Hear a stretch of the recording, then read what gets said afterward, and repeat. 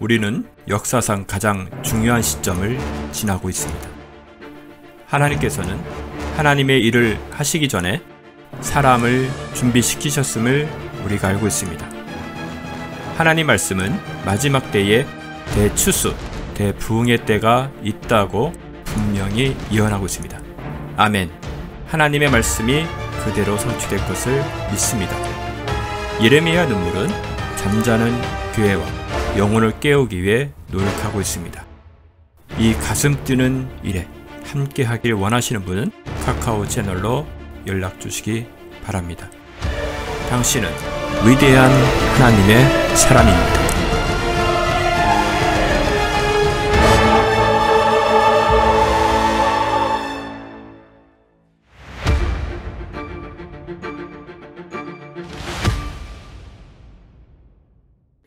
사 장 1절에서 7절.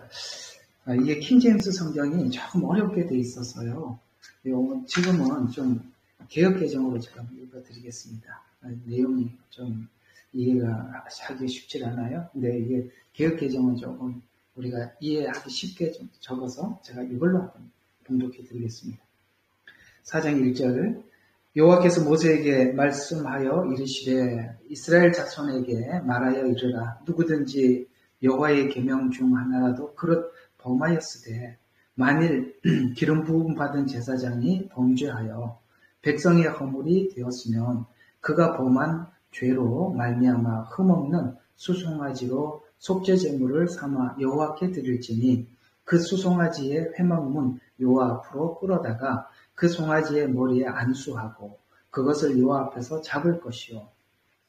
기름 부음을 받은 제사장은 그 수송아지의 피를 가지고 회막에 들어가서 그 제사장의 손가락에 그 피를 찍어 여호와 앞 곧 성소 휘장 앞에 7번 뿌릴 것이며 제사장은 또 그 피를 여호와 앞 회막 안 향단 뿔들에 바르고 그 송아지의 피 전부를 회막문 앞 번제단 밑에 쏟을 것이며. 성막을 아직 공부를 안 하신 분들은 여기 나오는 이런 명칭들이 뭔가 이런 생각이 드시겠습니다만, 그러나 이거 끝나고 바로 성막을 할 거거든요. 그러니까 여기 있는 이름이라도 좀 기억해 두시면 좋겠어요. 여기에 나오는 이름 몇 가지가 이런 이름들이 나옵니다. 자, 피를 가지고 어디에다가 뿌리라고 했냐면은 6절을 보면 성소 휘장 앞, 휘장 앞에 7번 뿌릴 거죠. 휘장이라는 말, 성소 휘장. 이제 나중에 성막하면서 이 성소 휘장은 굉장히 중요하게 나오는 말이에요. 예수님 십자가에 운명하실 때 성소 휘장이 위로부터 아래까지 찢어졌다라는 그 휘장이 이 휘장입니다. 그래서 성소와 지성소를 구분하는 커튼과 같은 역할을 하는 것인데, 그것이 위에서 아래로 찢어졌다는 이 말이 굉장히 중요해요. 우리가 사람이 찢으면 아래에서 위로 찢어지죠. 하나님이 찢으셨다, 이런 얘기입니다. 그 휘장, 성소 휘장이라는 말, 거기다 7번. 7번이라는 말도 완전수, 이런 의미에서 기억해 두시고, 그 다음에 7절에 보면 그 피를 여호와 앞 회막 안에 향단 뿔에 바르고 라는 이 향단이라는 이 단어도 기억해 두시면 되겠습니다. 그래서 이 향단이라는 이 말은 나중에 이제 성막에 가면 분향단이라고 있어요. 그 기도하는 곳입니다. 제사장이 거기다가 그 분향단도 뿔이 4개가 있어요. 그 뿔에다가 사면에 발라라, 이렇게 말하고 있어요. 이런 단어들을 알고 계시면 나중에 좋겠죠. 그 다음에 회막문 앞 번제단에 쏟을 것이요. 여기도 이제 번제단도 뿔이 4개가 있어요. 이게 성막 안에 뿔이 있는 곳이 2군데가 있어요. 번제단이 있고 그 다음에 분향단, 2군데가 바로 그것이 있는 것인데요. 거기다 피를 바르라고 했지 않습니까? 그러면 그 분향단은 기도하는 장소니까 이게 이제 어디와 연관이 있냐면 요한복음 17장과 연관이 있어서 예수님께서 십자가에 죽기 전에 대제사장으로서 하나님께 기도했던 그 기도를 이 분향단에서 했던 기도로 이렇게 의미를 하고 있습니다. 그리고 이제 모든 피는 번제단에 쏟으라라고 말하는 이 번제단은 예수님께서 십자가에 죽으신 십자가를 상징하고 있습니다. 이제 나중에 성막을 하면 다 해드리겠습니다. 성막을 하면 다 이제 클리어하게 나타나는데, 지금 이제 주제가 제사론이다 보니까 성막 갖다가 이렇게 한 두 개를 왔다 갔다 할 수가 없어요. 그렇게 하면은 여러분들이 더 어려워져요. 그러니까 제사할 때는 제사를 따로 구별하고, 그 다음에 성막을 할 때는 성막을 따로 구별을 하지 않으면 막 둘이 막 뭔 이야기인지 나중에 목소 헷갈리니까 지금은 제사만 하고 나중에 성막을 다시 하면서 그때 한번 다시 슬쩍슬쩍 이 제사가 이렇게 복습이 될 거예요. 그때 많이 도움이 되실 거라고 생각이 듭니다. 자, 오늘 이 4장은 한번 여러분 이제 킹제임스로 한번 보시죠. 여기 저는 뭐 개혁개정에 이런 주제가 잘 안 나와 있는데요. 자, 우리 킹제임스를 가지고 계신 분들 보시면 이렇게 나와 있어요. 주제가 우리의 화평인 그리스도 이렇게 아니죠. 4장에 이렇게 보면은 속죄제, 그 범죄의 행위에 대해서 대속하신 그리스도 이렇게 나와 있고, 이제 여기 보면 제사장이 드려야 할 제사, 그 다음에 족장이 드리는 거, 평민이 드리는 거, 그 다음에 제사장이 잘못 가르쳐서, 백성들을 잘못 가르쳐서 백성들이 잘못 배워서 죄를 지어도 죄이기 때문에 그것도 하나님 앞에 제사를 지내라, 이런 이제 이야기가 이제 나올 텐데 너무 처음부터 너무 복잡하게 설명하는 것 같아요. 이제 하나하나 설명하면서 그 이야기를 좀 해드리도록 하겠습니다. 자, 오늘은 이제 속죄제의 유형, 어떤 유형이 있는지 한번 봅시다. 자, 속죄제의 종류로는 레위기 4장에서 보면 속죄제는 이게 또 구분이 되어 있어요. 제사장 따로, 그 다음에 이스라엘 전체 회중 따로, 그리고 일반 평민을 위해서 드려졌어요. 자, 이게 따로 됐어요. 제사장 따로, 그 다음에 회중, 그 다음에 족장, 그 다음에 일반 평민, 이렇게 그들을 위해서 드려졌었습니다. 네, 그렇게 드려졌다라고 그냥 알고만 계세요. 이제 하면서 자세히 설명해 들어가도록 할게요.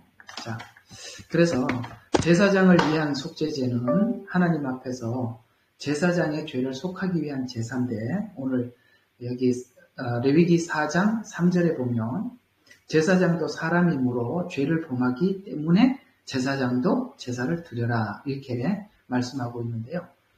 누구든지 여호와의 금령 중 하나라도 범하면, 에서 여기 누구든지의 제사장도 예외는 아니죠.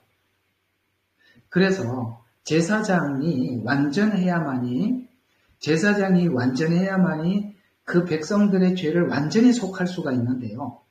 제사장이 완전하지가 못해요. 왜냐하면 제사장도 죄인 중에 선택된 자가 제사장이 되었거든요. 히브리서가 예수님의 제사장의 완전함을 우리에게 자꾸 이야기하는 것은, 예수님은 제물에서도 흠이 없을 뿐만 아니라 제사장으로서도 흠이 없습니다. 왜 제물로도 흠이 없냐면, 둘 다 흠이 없는 이유가 뭐냐면, 아담의 후손으로 오는 사람은 누가 제사장이 돼도 흠이 있어요. 그러니까 그저 이렇게 죄를 속한다라고 가르쳐 줄 뿐이지 그 사람들의 죄를 완전히 해결할 수가 없는, 그게 구약의 제사장들의 한계예요. 죄인이 제사장이란 말이에요. 그런데 예수님은 성령으로 잉태한 아담의 후손이 아닌 하나님의 영으로 오신 하나님으로서 오셨기 때문에 그분은 제사장으로도 완전했고 제물로도 완전했어요. 그래서 예수님의 피는 완전한 피일 뿐만 아니라 그 피를, 자기 피를 가지고 하나님 앞에 나간 거거든요. 제사장으로. 제사장은 피를 가지고 하나님 앞에 나가는데 예수님은 자기 피를 가지고 나가고 자기 자신이 제사장이 되셔서 하나님께 나가는 거예요. 이게 히브리서가 우리에게 설명해 주려고 하는 가장 중요한 요점입니다. 그래서 히브리서 보면 뭐 제사장, 너희에게 제사장이 있다, 그의 피는 완전하다, 한 번 그 속죄한 피로서 우리가 영원한 구속을 받았다, 이런 말들을 우리에게 쭉 풀어서 설명을 해가고 있는 것이죠. 그런데 자, 여기 보면 이게 그 족장이 드리는 제물과 제사장이 드리는 제물에 차이가 있다는 걸 볼 수 있어요. 자, 한번 봐요. 제사장은 백성에게까지 크게 미침으로 그 어떤 죄와 죄의 영향력이 크게 미치지 않습니까? 그렇죠? 그래서 그는 수송아지 한 마리를 속죄제로 하나님께 바쳐야만 했었어요. 제사장은요, 내가 죄를 지었으니까 하나님, 저는 수송아지 너무 비싸서 못하겠어요. 저 그냥 순양 한 마리 할게요. 그거 안 된다 이 말이에요. 왜요? 그 제사장의 죄는 모든 사람들에게 그 죄의 영향이 크지요. 그러니까 성도들이 그런 이야기 하잖아요. 아유, 목사님도 그러는데 제가 뭐 그렇게 거룩하게 살겠습니까? 그죠? 목사님이 어떤 거룩한 삶에 대한 그게 빈도가 낮아지면 성도들은 거기에 자유함을 얻죠. 그래서 이 제사장이 된다는 것은 그저 말씀만 전하는 것을 넘어서서 그 삶의 거룩함과 정결함이 성도들에게 본이 되어야 하기 때문에 오늘 이 소를 드리라는 것은 이런 의미를 가지고 있습니다. 네가 짓는 작은 죄라 할지라도 그 죄의 영향은 너무나도 크다. 이렇게 우리에게 얘기를 해주고 있는 이야기죠. 그래서 죄로 인해서 백성에게 죄얼이라는 말은 우리가 잘 안 쓰는 단어인데 이게 한자에서 나온 말이거든요. 이 죄얼이라는 말은 죄를 그러니까 유전으로 이어지는, 그러니까 죄가 이렇게 전가 되는 이해가 가요? 그러니까 예를 들어서 아까 말씀드린 것처럼 목사님도 이렇게 살았기 때문에 나도 그렇게 사는 게 내가 무슨 양심에 그분도 그렇게 못 살이 이렇게 살아도 괜찮다고 말했는데 그래서 내가 이렇게 삽니다라는 이게 죄얼이라는 거예요. 이해가 가요? 지금 우리 평신도들이 그래 재미있는 이야기를 하더라고요. 아유, 제가 어떻게 목사님이나 장로님보다 더 거룩하게 살겠습니까? 그저 목사님하고 장로님이 이 정도 사시니까 저도 거기에 그보다는 조금 못 미치게 그래도 그래야 그분들이 좀 그 마음에 부담이 덜어지지요. 그래서 제가 목사님과 사모님이 목사님이나 장로님이 이렇게 사시니까 제가 이 정도까지만 살겠습니다. 라고 이제 성도들이 그렇게 이야기하듯이 이게 바로 죄얼이라는 거예요. 그래서 죄의 유전으로 이어지는 혹은 그 죄의 영향을 끼치는 그래서 그런 일을 했을 때도 하나님 앞에 마찬가지로 그렇게 수송아지 한 마리를 드려야 한다. 왜냐하면 제사장은 자신뿐만 아니라 그에게 맡겨진 백성이 있다는 사실을 알아야 하기 때문에 그런 것입니다. 그래서 지도자의 생활이 성결해야 하는 이유는 수송아지를 드린다는 것은 크잖아요. 성결해야 되는 이유는 그 삶에 큰 영향을 주기 때문에 그 예가 뭐냐면 여러분 그 출애굽기 32장 4장 이쪽 부분에 보면 그 아론의 금송아지 사건이 바로 그것입니다. 백성들이 아론에게 요구를 했을 때 아론이 거부를 하면 백성들이 그걸 진행을 할 수가 없었겠죠. 그런데 아론이 그걸 허락을 했기 때문에 금송아지를 만든 거 아닙니까? 그래서 그게 바로 죄얼이라는 거예요. 그래서 그것이 바로 이스라엘 백성들에게 많은 영향을 주었었죠. 그래서 여러분 이제 우리 기독교인으로서 그런 걸 좀 많이 보셨겠지만 그 TV에 PD 수첩이나 뭐 이런 걸 교회 그 목사님 타락한 걸 방송해 주는 바람에 교회 성도들이 엄청나게 타격을 받았지 않습니까? 회복이 불가능해요. 그런 게 한번 방송이 돼요. 그건 한두 사람도 아니고, 그죠? 한두 사람도 아니고. 이게 참 그렇습니다. 그래서 성직이라는 하나님께서 이렇게 종이라고 부르는 그러니까 여러분 이것도 좀 알아야 될 게 뭐냐면 성직자라고 해서 예외는 아니거든요. 물론 하나님의 종은 하나님께서 직접 다루세요. 직접 뭔가를 징계를 하시고도 합니다만 이 성직이라는 것이 특혜는 아니에요.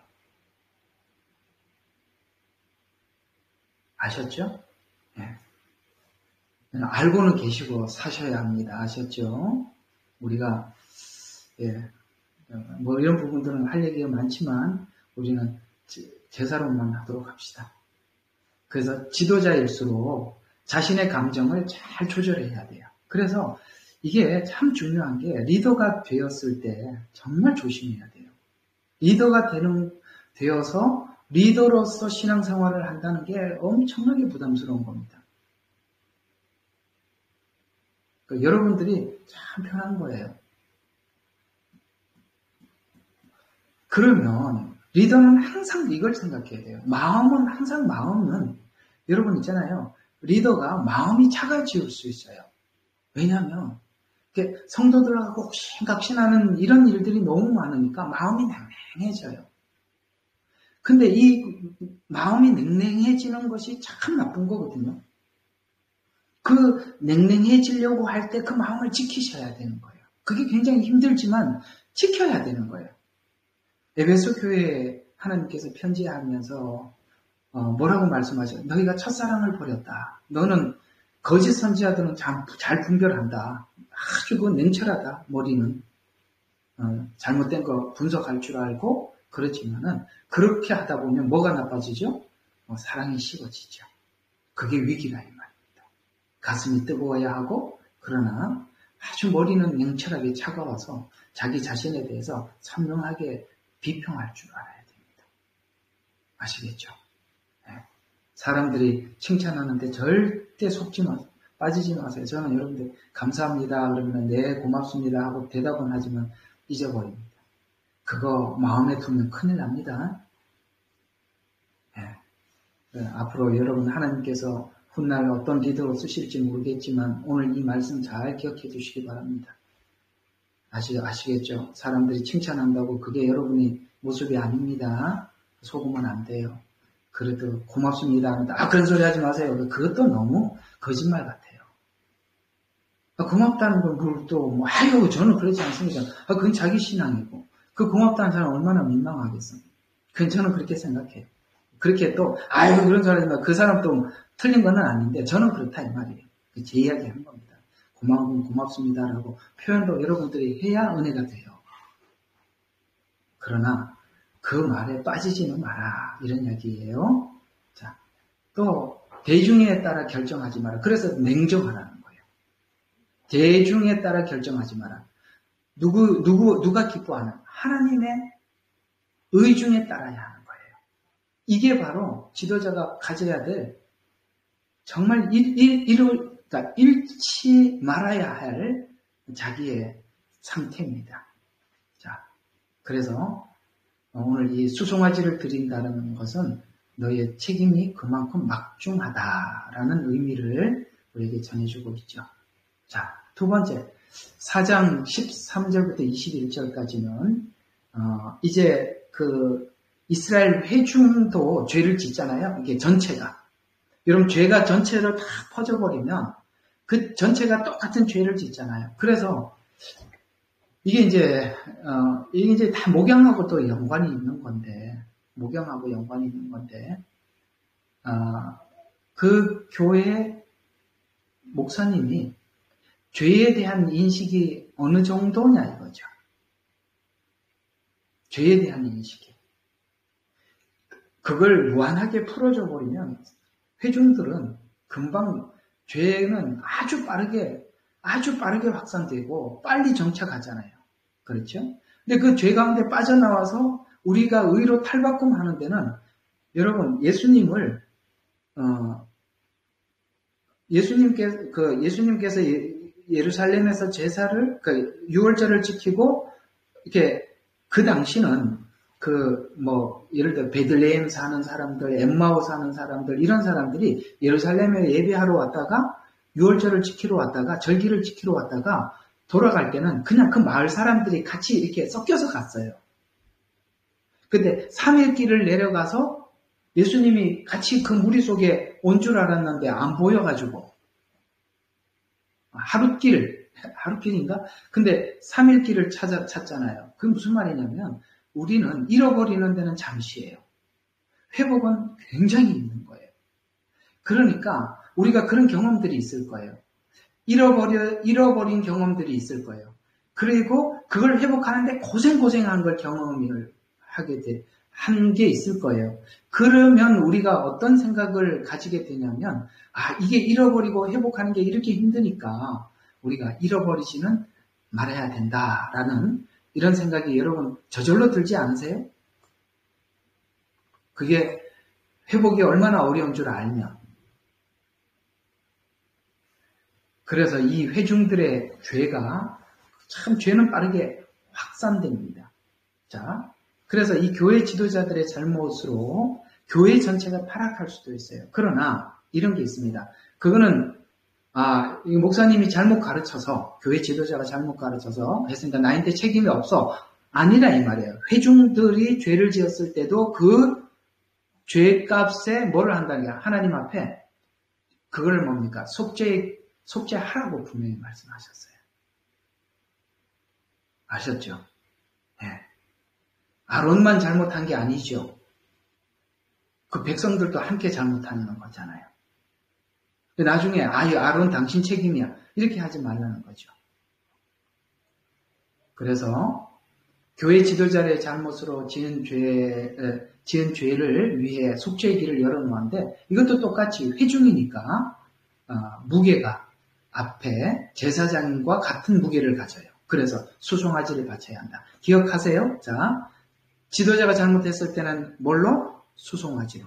회중이 잘못했을 때도 수송아지. 지금 이 짐승들의 수송아지냐 순양은 뭘 의미하는? 죄의 무게를 의미하는 거예요. 죄의 무게. 자, 그러면 족장들이라고 한다면 요즘 이렇게 그 이스라엘 구조를 보면 족장은 우리로 표현하면은 좀 그러니까 정치 지도자들. 왜냐하면 이것도 하나의 지도자거든요. 그 족장의 장이니까요. 그러면 족장들을 위한 속죄제는 백성의 지도자들을 위한 속죄제인데 족장은 종족의 우두머리로서 대표자, 가족, 어른이라는 뜻이에요. 그들이 죄를 지었을 때 족장의 제물로는 수용소로 이 속죄제를 드리라라고 했어요. 좀 다르지요. 앞에는 수송아지인데. 왜 그랬냐면 이 제사장이 속죄로 드릴 제물보다 질이 낮은 이유는 족장의 어떤 직분이라도 제사장의 권위에 미치지 못한다는 것이에요. 무슨 말이냐면 보통 세상 구조는, 잘 들어봐요. 세상 구조는 정치인들이 백성을 다스립니다. 그렇죠? 이 세상 구조는.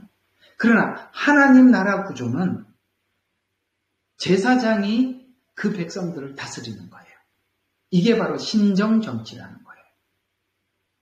다윗이 훌륭한 왕이라는 말의 뜻에는 뭐가 있냐면 다윗 옆에는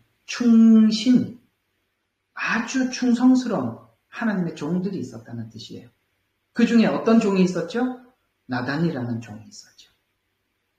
여러분, 그때 다윗이 밧세바와 간음한 사건을 하나님께서 나단에게 알려주셨어요. 여러분, 그거 말하기가 쉬운 게 아니에요. 그러나 그 말을 똑바로 해줄 수 있었던 나단이 있었기 때문에 다윗이 그렇게 성군이 될 수 있었던 거예요. 여러분 주변에도 여러분의 지도자가 정말 바른 말을 할 줄 아는 사람이 여러분 앞에 있는 것이 그게 복이에요. 그런 얘기를 들어서 기분 나쁜 게 아니라 고마운 거죠. 그런 분이 옆에 있어주는 것이. 그래서 이런 의미를 가지고 있는데 세속적인 지위는 결코 제사장의 지위보다는 높지 못하다라는 차원에서 숫염소를 드려라 이렇게 말씀하고 있습니다. 자, 그러면 일반 평민들은 예외냐? 다 드리라고 했어요. 왜요? 우리가 죄 용서는 누구나 받아야 되는 거거든요. 그래서 일반 평민들을 위한 속죄제는 4장 27절에 나와 있어요. 자, 그들은 암염소나 암양이라고 했습니다. 아까는 숫염소라고 했는데 여기는 그러니까 암염소나 암양이라고 했습니다. 자, 그러면 아무리 낮은 평민이라 할지라도 범한 죄에 대해서는 면제되지 않는다는 것입니다. 그러면 그 백성들 중에서도 암양이나 암염소를 드릴 만한 형편이 안 되는 사람도 있어요. 있죠. 그래서 평민이 제사장이나 온 회중이나 족장의 수준은 아니라 할지라도 자기 힘에 미치는, 만약에 암염소나 암양을 드리지 못한다면 비둘기라도 드려라. 근데 또 비둘기도 못 드리는 사람이 있어요. 그런 사람은 산비둘기도 드릴 힘이 미치지 못하면 고운 가루 10분의 1 그거라도 드리라 이 말이에요. 지금 왜 이렇게 필연적으로 반드시 드리라는 이야기냐면 여기에 어느 누구도 속죄제에 예외는 없다는 거예요. 왜요? 이 속죄제는 뭘 설명하고 있죠? 우리 예수님의 피로만 구원을 받는다는 그 복음을 전하고 있잖아요. 이 세상에는 예수님의 피가 필요하지 않는 사람은 단 한 명도 없어요. 그래서 산비둘기 힘도 못 미치면 고운 가루 10분의 1이라도 들여서 속죄제물을 드리라라고 이야기를 합니다. 이것은 누구나 회개해야 하고 그다음에 누구도 예외가 없다라는 뜻을 담고 있는 것입니다. 그래서 오직 예수님의 보혈로 우리 모두가 생명을 얻고 구원을 얻는 것이다 라는 의미를 우리에게 전달해 주고 있는 것입니다. 또 성소 안에 있는 분향단의 뿔에 바르는 피는 회중을 위해서 바르는 피고, 그러니까 회중을 위해서 바르는 피고, 번제단 밑에 쏟은 피는 개별적인 영적 교제를 위해서 드리는 피예요. 그러니까 이런 겁니다. 자, 나중에 이제 성막하면 그냥 머리에 한번 그림을 한번 그려드리겠습니다. 성막 문을 열었습니다. 열면은 가장 먼저 보이는 게 번제단이에요. 우리가 딱 교회에 와서 가장 처음에 만나는 게 뭐죠? 예수님 십자가의 죽음이죠. 번제단이죠. 번제단을 지나면 그 다음에 물두멍이 있어요. 이렇게 손을 씻는 물을 담아놓은 물두멍이 있어요. 그러니까 구원받은 자들은 물두멍, 성화, 거룩한 삶을 사는 거예요. 그리고 이제 그 다음에 두 번째 문을 확 열어제치면 거기는 떡상이 있고 분향단이 있고 촛대가 있어요. 그래서 촛대는 빛된 삶을 의미하고 있고 분향단은 기도를 의미하고 있고 떡상은 말씀을 의미하는 거예요. 이제 구원받은 우리들은 세상에 빛된 삶을 살아야 하며 기도하는 삶을 살아야 하고 아시겠죠? 네. 하나님의 말씀을 가지고 사는 삶을 사는 것입니다. 그래서 이 번제단은 개인적인 예수님 십자가를 통해서 주님을 만나는 만남을 우리에게 설명하는 것이라면은 이 분향단은 아까 회중이 죄를 지었을 때 피를 바르라고 그랬잖아요. 그래서 이 단체 외제 이걸 그래서 요 분향단의 피를 바르는 거는 1년에 한 번 대속죄일 날만 바르게 되어 있어요. 일단은 그렇게만 알고 계십니다. 나중에 성막하면서 다 다시 설명을 해드리겠습니다. 일단은 개념만 잡아주시기를 바랍니다. 자, 두 번째, 각 속죄 제물이 되시는 자. 여기 이제 속죄 제물은 소송아지나 암양이나 암염소나 순양이나 비둘기나 고운 가루 10분의 1이나 전부 다 뭘 의미하느냐?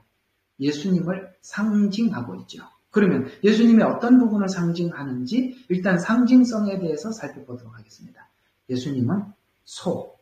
여러분 베세메스로 가는 소 아시죠? 번제 성막 하나님의 그렇죠? 예, 그걸 소 수레에다 싣고 가고 그 다음에 그 새끼들과 헤어지고 결국은 다 옮기고 어떻게 했습니까? 자기 자신도 번제로 드리고 그러는 것처럼 예수님은 바로 종된 예수님 우리를 섬기려 하고 섬기러 오셨다 이렇게 말씀하셔요. 그래서 이 소를 드린다는 것은 바로 이런 의미를 가지고 있고 예수님의 어떤 부분 섬기려고 오신 종된 예수 그리스도를 상징하고 있구나. 이 상징성에 대해서도 기억해 두시기 바랍니다. 두 번째, 양은 대속. 그러니까 모든 것을 대속할 때마다 양을 드렸으니까 이게 대속물을 의미하는데 이게 이제 침례 요한이 외쳤던 세상 죄를 지고 가는 하나님의 어린 양이로다 라고 말씀하셨던 것처럼 양은 바로 대속물을 상징합니다. 염소는 속죄 제물이죠. 염소 그러면 가장 우리가 기억나는 게 아사셀 염소를 기억하게 되겠죠. 비둘기는 성경의 정결. 제가 요 다 적어 놓으시고 외우셔야 돼요. 이거 구구단 외우듯이 외우셔야 돼요. 이게 다 상징성은 꼭 알고 있어야 돼요. 비둘기하고 쑥 지나가면 안 되죠. 비둘기가 뭘 의미하는지도 모르고 지나가 버리면 곤란하죠. 성경에는 색상, 나무, 금속, 그 다음에 여기 짐승 모두가 상징성을 가지고 있어요. 그 상징성은 방법이 없어요. 외우셔야 돼요. 외우셔야 돼요. 자, 그래서 비둘기는 정결을 상징합니다. 고운 가루는, 자, 나중에 소재 한번 했죠. 완전히 자기 자신을 버리신 예수님의 생애라고 말씀을 드렸습니다. 이거 꼭 기억해 두셔야 돼요. 다 기억해야 돼요. 그래서 제물 종류를 통해서 예수님의 제물 대심이 의미하는 것이 무엇인지 알게 해줍니다. 예수님의 제물 대심을 통해서 성도들의 생활이 어떠해야 하는지를 우리에게 잘 지적해줘요. 그래서 예수님이 이렇게 우리 로마서 12장 1절 한번 봐요. 여기 있는 이게 다 하나님께 드리는 짐승들이잖아요. 그죠? 그 짐승들을 생각하면서 12장 1절이 이런 얘기예요. 자, 그러므로 형제들아, 내가 하나님의 모든 자비하심으로 너희에게 권하노니 너희 몸을, 여기 몸이라는 것은 여기 있는 소, 양, 염소, 비둘기, 고운 가루, 아시겠어요? 똑같은 의미예요. 그리고 그 똑같은 그러니까 우리 몸을 어떻게 드리라 그러면 거룩한 산제물로 드려라. 산제물이 뭐죠? 내가 살아있지만 죽은 거예요. 이걸 바울은 이렇게 표현했어요. 나는 날마다 죽노라. 살아있어요. 내가 살아있지만 죽는 거예요. 여러분, 우리가 각자가 내가 살아있는 부분들이 사람마다 좀 다를 수 있는데 뭔가 다 살아있는 게 있죠? 자기가 살아있는 어떤 부분들에 대해서 지적을 가족들로부터 많이 받을 겁니다. 그 살아있는 부분이 그리스도 안에서 섬기게 되고 대속물이 되어줄 줄 알고 자신을 버릴 줄 알고 이렇게 할 때 가족들이 가족들이 이런 말을 해줄 때 그게 진짜거든요. 마침내 그리스도인이 되었더라. 이 말을 가족들한테 들으면 여러분 합격입니다. 평상시에 저게 살아있었는데, 지금 주님을 생각하면서 저걸 죽이는 거 보니까, 정말 그리스도인이 맞구나. 이런 말을 여러분들이 그렇게 해서 산 제물로 드리는 거예요. 섬기고, 대신해주고, 정결하고, 자신을 버리고, 이런 삶이죠. 자, 세 번째로, 제물은 진 밖에서 불 사르듯이, 우리가 진 밖에서 불 사르듯이, 오늘 이 제물을 하나님 앞에 드리는 방식과 같이 예수님도 골고다 언덕에서 죽임을 당했어요. 진 밖에서. 그래서 번제는 진 안이라고 하면 성막 안에서 하나님 앞에 불살랐지만 속죄제의 제물인 아사셀 이 제물들은 진 밖에서 이루어졌어요. 그러니까 대속죄일 날은 하나는 진 안에서 죽고 하나는 진 밖에서 죽지요. 그게 아사셀입니다. 이것은 바로 갈보리 언덕에서 인간을 구속하기 위해서 십자가상에서 물과 피를 쏟으신 유형인데요. 자, 예수님께서 제물이시면서 제사장이 되신다. 아까 이제 완전한 제물, 완전한 제사장 말씀을 드렸었는데요. 제사장은 백성을 위해 하나님께 제물을 드리는 자로서 하나님과 죄인 사이에 중보자가 되시는 예수 그리스도를 의미하고 제물이 있더라도 중보자가 없으면 제물을 드릴 수가 없죠.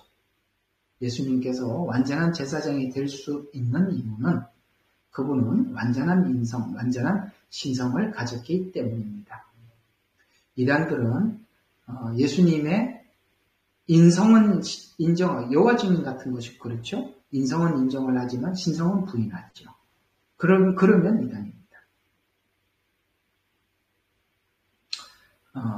50대 50도 아니에요. 완전한 100% 인간이고 100% 하나님이십니다. 이게 이제 우리 이성적인 수치로는 없는 단어들, 삼위일체라는 말, 완전한 인성, 진성 이런 것들은 우리 언어에 없는 이야기들이죠.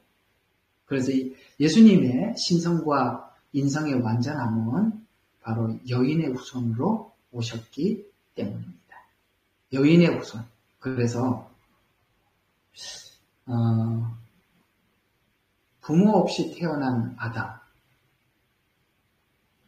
남자 없이 태어난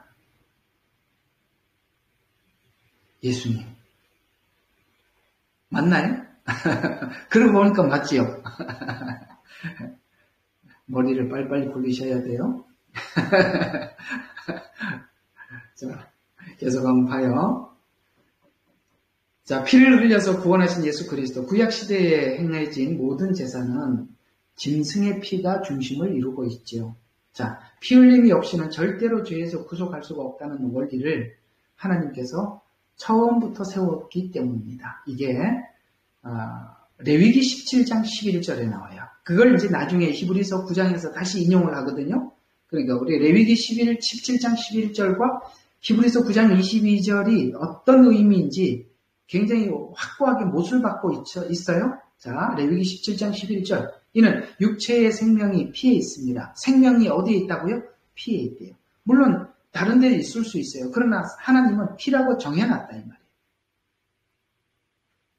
내가 그것을 너희에게 주어 제단 위에서 너희 혼들을 속죄케 하느니, 속죄제, 여기 속죄제잖아요. 속죄케 하였으나 이는 혼을 속죄케 한 것이 피이기 때문이라고, 피라고 딱 하나님께서 확실하게 고정을 하고 못을 박았죠. 그래서 예수님께서 십자가 위에서 물과 피와 물까지 쏟아주셨다라는 그 피가, 그래서 성경에 기록하는 겁니다. 아, 피까지 쏟아, 완전하게 우리를 위해서 물까지 쏟아줬다는 것은 쏟을 피가 더 없었다 이 말이에요. 물이 나오더라는 말은 쏟을 피가 더 없었더라 이런 뜻이죠. 그래서 히브리서 9장 22절 율법에 따르면, 여기 율법에 따르면이라는 이 율법은 레위기 17장 11절에 있는 이 말을 인용한 겁니다. 그 레위기의 율법입니다. 모세의 율법에서 기록된 거니까 하나님이 정해놨다는 말이죠. 거의 모든 것이 피로서 정결케 되나니 피 흘림 없이는 죄사함이 없느니라. 그래서 예수님의 피 아니고는, 보혈이 아니고는 누구도 구원받을 수가 없고 누구도 죄사함을 받을 수가 없다라고 하나님께서 완전히 고정시켜놨다. 그러나 동물의 피로서는 인간의 죄를 완전히 제거할 수 있는 효능이 없었어요. 하나님께서 받으실 만한 유일한 피는 죄가 없으신 하나님의 아들 십자가 위에서 흘린 보혈. 그래서 예수님의 피를 보혈이라 이렇게 말씀하고 있는 것입니다.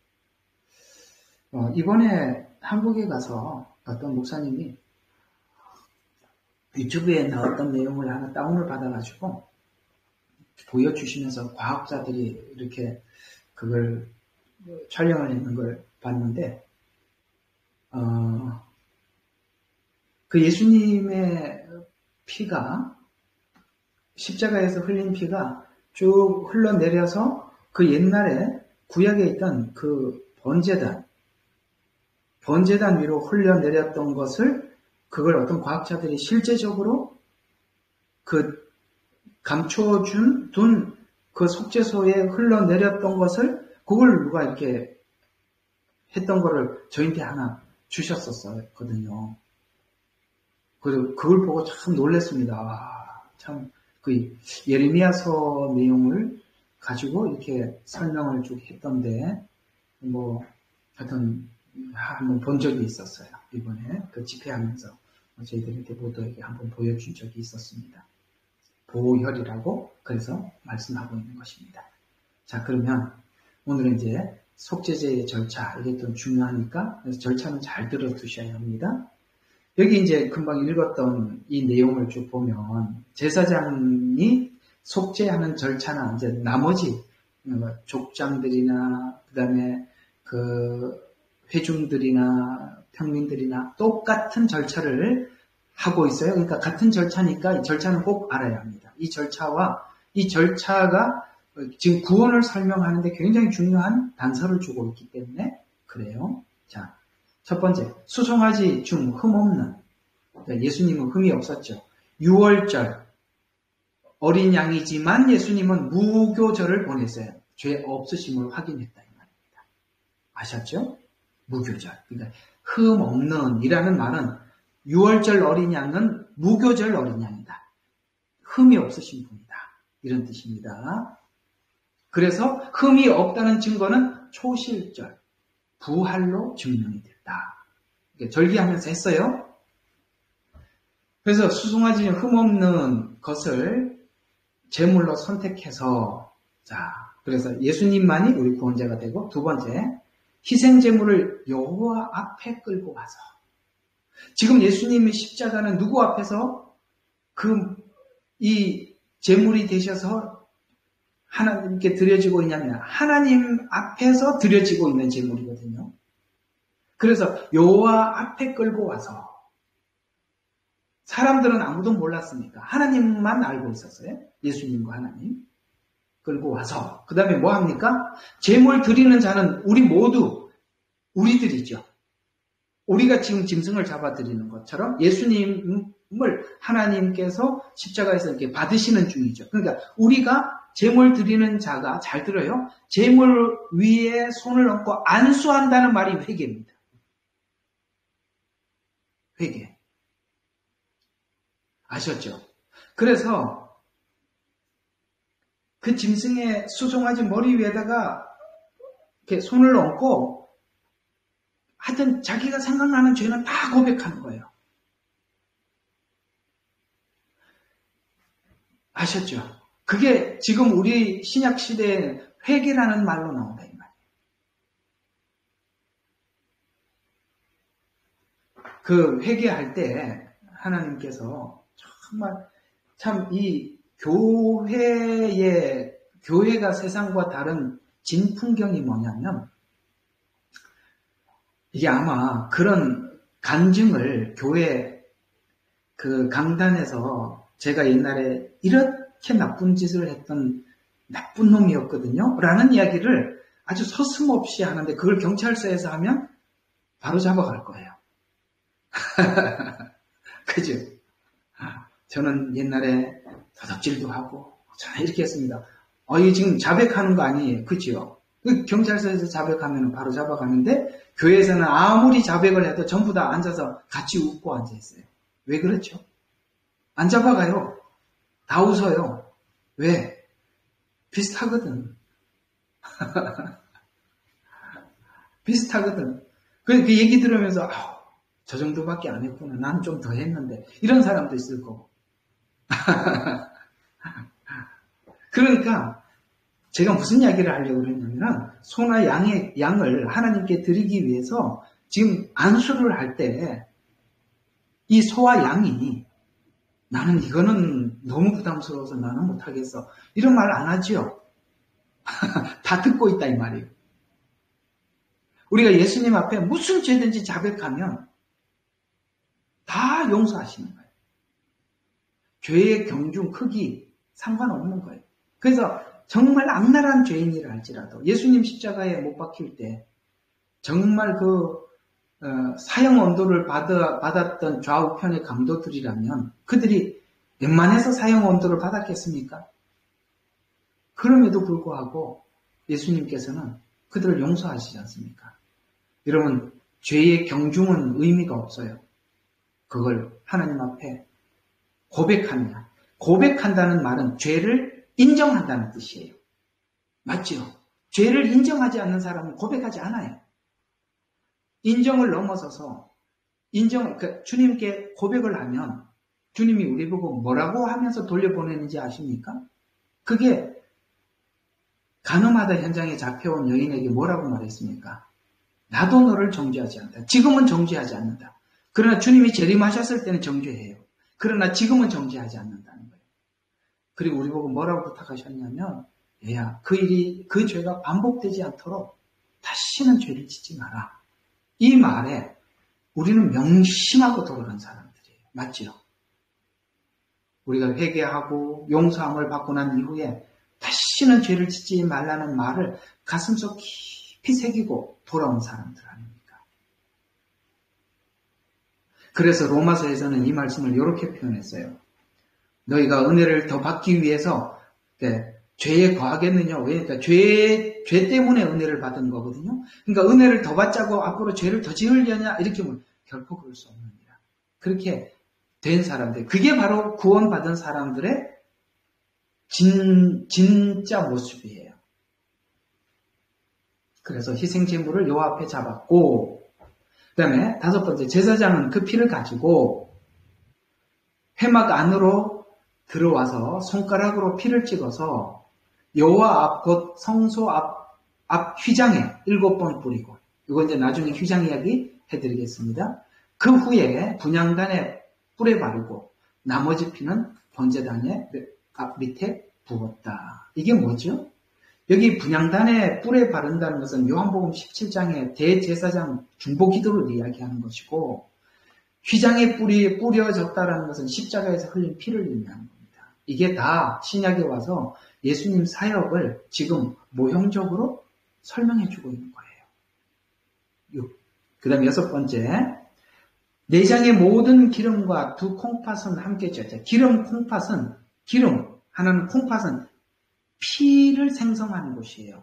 그래서 콩팥이 왜 등장하느냐?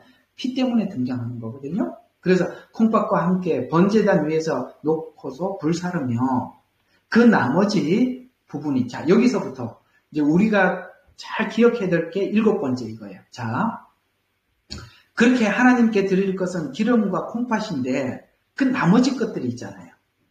그죠? 그 짐승을 하나님 앞에 드리는데 그 나머지 것들 중에서, 자, 나머지 부분인 가죽, 고기, 머리, 다리, 내장, 똥, 이런 것들은 어떻게 하는지, 바깥에 재버리는 곳에 가져다가 나무에 올려놓고 불살랐다. 이게 무슨 말이냐? 이제는 죄 용서함을 받은 우리들은 옛 모습을, 이제는 가죽을 버려야 돼요. 여러분, 우리 성화의 가장 장애물이 되는 게 뭐냐면 이중성이에요. 공감하면 아멘 좀 해봐요. 이중성이에요. 내가 나 자신을 속이는 게 성화의 가장 장애물이에요. 내가 나를 속이지 않을 때부터 성화가 시작되는 거예요. 내가 나에게 거짓말을 하지 말아야 돼. 그게 가죽이에요. 가죽은요, 버려야 돼요. 가죽부터 벗겨야 되는 거예요. 그 다음에 뭐죠? 모든 고기. 그리스도 예수의 사람들은 정과 욕심을 십자가에 못 박았다 그랬습니다. 여러분, 정이 먼저예요? 욕심이 먼저예요? 정은 사람과의 관계예요. 그렇죠? 욕심은 내 안에 있는 거예요. 여러분, 사람과의 관계보다 하나님이 더 중요하면 안 되겠죠? 내 욕심보다 하나님의 말씀이 더 중요하면 안 되겠죠? 우리가 하나님의 말씀을 따라가는데 걸림돌이 뭐냐면 사람들과 사람들의 관계 때문에 하나님의 말씀대로 이렇게 살려고 하는 것을 이렇게 눈 감아버리는 거예요. 정의예요. 또 하나는 내가 내 안에 가지고 있는 탐욕과 욕심이 하나님의 말씀을 순종하지 못하게 해요. 그 고기, 그래서 모든 고기, 그 다음에 머리, 이렇게 하다 보면 머리를 잘라야 되거든요. 그래서 생각. 지금 우리가 기도하는 게 뭐지요? 하나님 옛 모습, 옛날 모습 고쳐주세요. 하나님 인간 관계나 내 욕심보다 하나님이 더 소중하게 해주세요. 우리 기도하는 거 다 그런 내용들이잖아요. 하나님, 내 생각보다 하나님의 생각으로 내가 가득 차게 해주세요. 다리, 우리가 어긋난 다른 길로 갔던 것. 내장, 이 모든 것을 먹고 난 뒤에 지저분한 것들이 이렇게 쌓여 있는 곳이죠. 그렇죠? 우리가 지금 옛날부터 축적된 것들. 똥, 생명을 받은 것을, 이게 무슨 말이냐면, 우리가 음식을 먹는다는 것은 내가 지금 에너지를 얻기 위해서 먹었잖아요. 그렇죠? 먹었는데 끝에는 똥으로 나가는 거잖아요. 이게 뭐냐면, 이게 똥은 지금까지 하나님 앞에 올바르게 살지 못한 결과물들,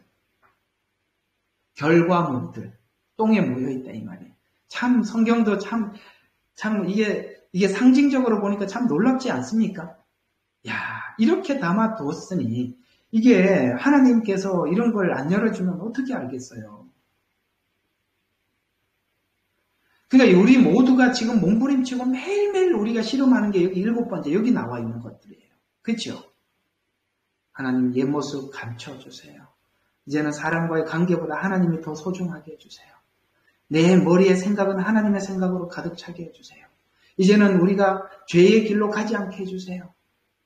그 다음에 내 속에 있는 가득 찬 옛날에 내가 인간적으로 채웠던 것들, 지식으로 채웠던 것들, 그 내장이 가득 차 있고, 그렇죠? 쓸모없는 똥으로 빠져나와 있는 거 하나님 다 버리게. 그래서 이거 전부 다 뭐 하라고요? 짐 밖에 가다 다 불살르래요. 그게 우리가 지금 매일매일 기도하는 기도 제목들이에요. 오늘 이걸 좀 놓고 이런 게 얼마나 중요한 기도 제목이겠어요. 자, 이스라엘 회중을 위한 속죄의 절차는 이 절차는 제사장을 위한 절차와 같아요. 그게 회중이니까. 그 장로 제사장은 성소의 향단에 피를 발라야 했고 평민들은 번제단에서 피를 바른다. 아까 앞에서 말씀을 드렸습니다. 자, 족장들을 위한 절차는 수용사. 이제 아까 제사장의 절차나 족장들의 절차가 다 똑같아요. 의미도 같아요. 그래서 그냥 읽고 지나갈게요. 자, 수용소 중에 흠없는 것을 택해서 희생 제물을 안수하고, 그 다음에 여호와 앞에서 제물을 잡고, 그 다음에 피를 손가락에 찍어서 번제단에 바르고, 나머지는 번제단 밑에 쏟고, 그 다음에 기름은 화목제의 희생의 기름같이 단 위에 불살라. 이것은 우리가 취하는 기름은 항상 뭐라 그래서 공식처럼 외우라 그랬죠. 힘, 피는 생명. 이렇게 외워놓으라 이 말이에요. 기름은 뭐라고요? 힘. 알아야지. 그래야 제가 설교를 빨리 할 수 있어요. 알아야 돼. 자, 그 다음에 평민들을 위한 속죄 절차는 암염소를 중 흠없는 것을 택해서 똑같아요. 안수하고 여호와 앞에 제물을 잡고 번제단에 뿔을 바르고 번제단 뿔에 피를 바르고 나머지는 전부 다 번제단 밑에 쏟고 그다음에 모든 기름과 화목제는 번제단에서 불살라다. 같지요? 예, 그래서 아까 제사장에서 자세히 한번 말씀을 드렸어요. 만일 어린 양을 속죄 제물로 드리는 경우에는 흠없는 어린 양을 그다음에 안수하고 하나님 여호와 앞에 잡고 똑같이 하고. 자, 그러면 요거 하나 이제 우리가 요거는 좀 하나 볼 필요가 있어요. 대속이라는 말과 속죄라는 말의 의미가 뭐냐. 근데 이 대속을 할 때는 양을 드리라고 했고 속죄를 할 때는 염소로 드리는 거거든요. 이게 양을 드리는 것과 염소를 드리는 대속과 속죄의 차이가 뭐냐? 이게 관점의 차이. 어떤 관점? 사람의 관점. 그래서 우리가 볼 때 죄가 없고 하나님 관점에서 대신 벌을 받는다. 그래서 예수님은 지금 대속이면서 속죄 제물이시잖아요. 근데 우리가 예수님을 볼 때 예수님은 어떤 분이세요? 죄가 하나도 없죠. 그럼 여기 뭘로 보이죠? 대속으로 보이죠. 예수님은 죄가 없으신데 죽으시잖아요. 근데 하나님이 보실 때는 지금 속죄의 관점에서 보니까 예수님은 죄가 엄청나게 많은 거예요. 그래서 벌을 받는 거예요. 이해가 가세요? 예. 이게 달라요. 이게 달라요. 참 신기합니다. 이런 게 구약에 이런 게 있어서 우리가 진짜 이게 십자가 복음을 이해하는데 정말 이렇게 참 깊어 참 놀라지 않을 수가 없어요. 이런 게. 자, 5번째 속죄제의 영적인 의미. 이렇게 하면 아직도 좀 많이 남았네. 네, 속죄제의 영적인 의미까지만 보면 이거는 좀 이야기가 깊어서 다음 주에 해야 될 것 같네요. 자, 오늘 이야기 좀 정리하고 벌써 28분이네요. 정리하고 좀 마쳐보도록 하겠습니다. 여러분, 오늘은 그 속죄제를 드리는 방식을 좀 잘 기억해 주시고, 속죄제를 드리는 방식을 잘 기억해 주시고, 속죄제의 제물에서 제사장과 회중이 드리는 수송아지 그 죄의 크기가 다르다는 거. 그것도 좀 잘 기억해 주시고, 안수한다는 의미. 우리는 예수님께 모든 죄를 예수님께 맡겼죠. 올려드려요. 그게 뭐라고요? 안수한다는 것은 지금 회개하는 것과 같은 의미를 가지고 있다. 그래서 안수에서 이제 짐승을 드리고 나면 기름과 콩팥은 하나님께 드리지만 나머지는 다 짐 밖에 버리는데, 자, 뭘 버리라고요? 가죽을 버려.